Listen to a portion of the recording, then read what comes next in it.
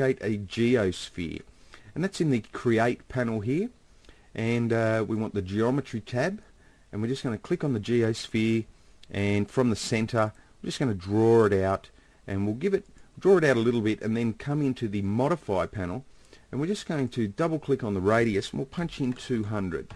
And in this instance it's 200 centimeters, but you know, it could be 200 miles and 2,000 miles. Be careful of your scale. If you go too large, Max will start to, remember that when you start to light these things and do various functions within a 3D environment, the scale starts to have a bearing, and you don't want to go too large with, as long as everything's relative to one another, it'll all look fine in the camera.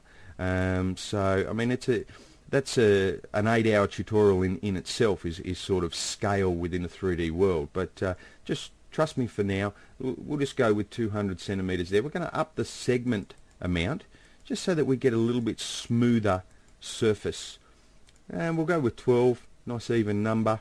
We're going to come out a little bit here on perspective, and what I might do is just maximize that viewport, that perspective viewport, and I'll dial down this color swatch a little bit, and we're going to hit M to bring up our material editor.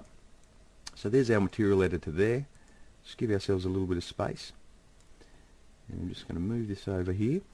What we're going to do first, we'll just rename the geosphere, and we might even just hit F to go to a front view for that, and then bring up a shaded mode. So we're just in a pure front view, and we're going to rename our geosphere Earth. And in fact, we'll just slide the material editor out of the road here for a moment. We're just going to set up a little bit more in the scene.